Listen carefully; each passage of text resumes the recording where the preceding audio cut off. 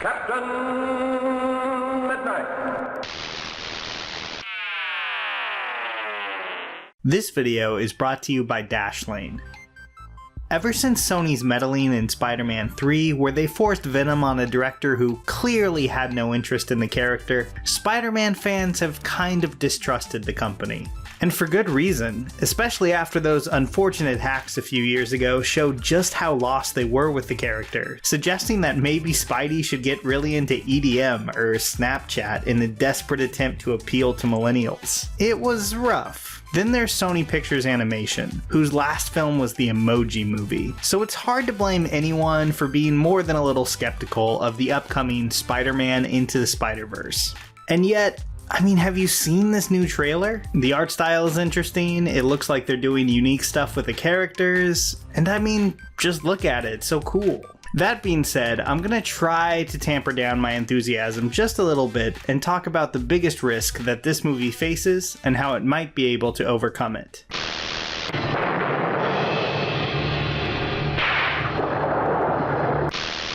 So with the main Spider-Man franchise up and running and a sequel on the way, Into the Spider-Verse absolutely has to set itself apart to get noticed. And I think both trailers have done a great job of that, by utilizing a really interesting art style that looks nothing like the usual CG animation we see in theaters every week. But what this movie will live and die by, what it absolutely has to nail, is the character of Miles Morales. And early indications look promising. The voice actor seems like a great fit for the role, and they've even softened up Jefferson, Miles' dad, to add a bit more of a family dynamic to the film. But then we get to the idea of the Spider-Verse. Now let me just say that as a Spider-Man fan, I love the concept. There's a very unique sense of nerdy joy that I get from seeing an older Peter, Gwen Stacy's Spider-Woman, and Miles all in the same frame. But like the comic series before it, there is a lot of risk involved. So to illustrate what I mean, I'm gonna bring up Star Trek: The Next Generation. Now that sounds weird probably, but just stick with me for a minute. There's an episode in season 7 called Parallels, where the character Worf learns that he's been moved across parallel universes. It's a pretty solid episode, but there's something I've always found deeply depressing about it ever since I was a kid. If the Enterprise that we, the audience, have been following for countless episodes was just one of millions, what makes them special? If Picard were to die, no big deal, we got a ton of them laying around, who cares? The more you think about it, the more it spirals into like Rick and Morty levels of existential depression.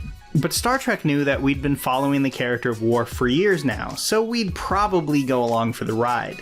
Into the Spider-Verse doesn't have that luxury. For the majority of moviegoers, this film will be the first ever introduction of Miles Morales as Spider-Man. And the concept of there being two Spider-Men is already kind of strange to a lot of people. And this movie even ups the ante by introducing, well, obviously a lot more than two.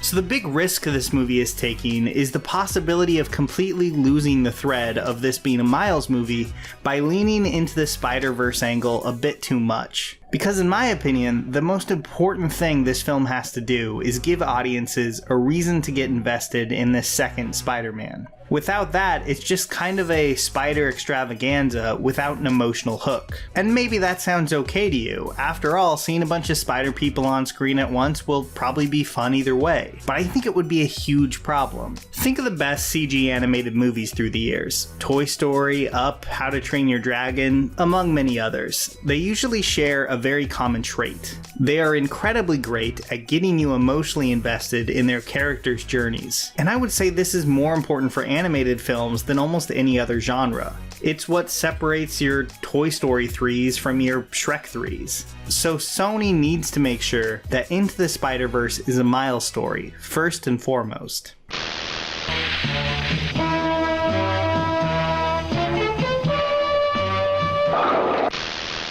And there is a few ways that this film could still really hone in on Miles' character arc and do justice to the Spider-Verse. And I think it's hinted at in the trailer, when the middle-aged Peter Parker tells him, "Don't do it like me, do it like you." I think that could be the key to making this movie work. Miles is going to have a lot of potential mentors in this film, and each of them could impart something different to him. But the focus needs to be on him becoming the Spider-Man he wants to be, not getting lost in the shuffle like, I don't know, Bilbo in the later Hobbit movies. Speaking of mentors, I think we're going to see a lot of interesting points of view. We get Gwen Stacy and and Peter Parker is kind of a slob in this trailer, but it hints at a lot more. For one thing, I don't think this Peter Parker is the Spider-Man we see earlier in the trailer. I've heard Jake Johnson's voice in countless episodes of New Girl, and I really don't think this voice, "Hey kid, you're like me," is him.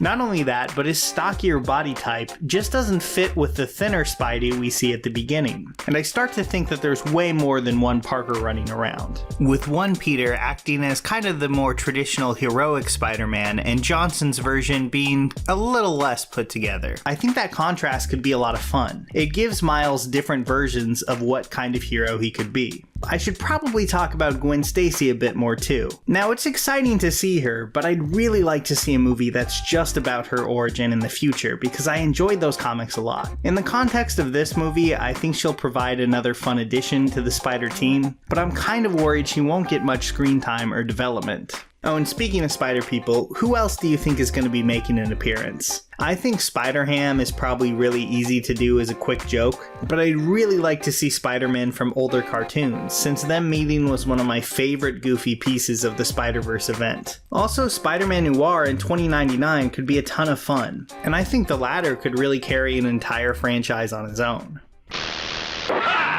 Stillwell's chemicals have made me bulletproof. Nothing can stop the Scorpion. So yeah, I'm excited for this movie, and maybe the more cynical fans out there will give me a hard time, since I've been let down by Sony kind of over and over again. Still, the franchise won back a lot of goodwill with Homecoming, and Into the Spider-Verse really seems like it's willing to experiment. A straightforward Miles movie would have been one thing, but the Spider-Verse, for better or worse, seems a lot more ambitious than that. If this movie really lives up to its potential, I'd be more than happy to welcome a second Spider-Man franchise with stories about characters like Gwen or Miguel O'Hara. But for this film, I'm just hoping they get Miles right, and make sure that it's his journey we're invested in.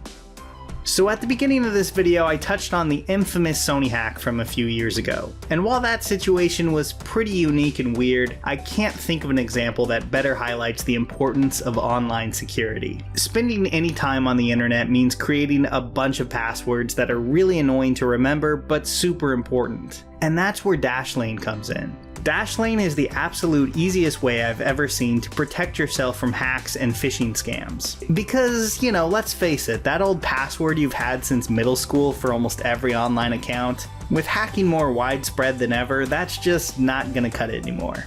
And I know that sounds like a huge pain, but what makes Dashlane so great is they make it easy and hassle-free. You'll never have to forget another password since Dashlane keeps everything secure and logs you in automatically. As a college student, this is actually a massive time saver for me since I have to have like countless accounts that are always changing their passwords. Dashlane just remembers and autofills passwords for you, while still being really secure because your data is locally encrypted, and it creates unique passwords for every site. So a breach in one could never affect the others. So this totally avoids that whole one password I made middle school problem I mentioned earlier. You can sign up and get Dashlane for free on iOS or Android or the desktop version. And you can also get a 30-day free trial of its premium features, which includes a bunch of great stuff. Secure account backup, the ability to sync among all your devices, secure password sharing, and more. So to check it out, go to the link dashlane.com/midnight in the video description or pinned comment below.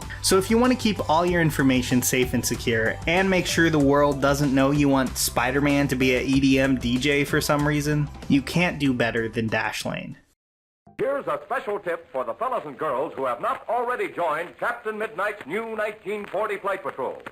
You'd better hurry up and join at once, because there's a big adventure ahead. The thing to do now is to get started, because we're going to have not only barrels of fun, but loads of free gifts and prizes too.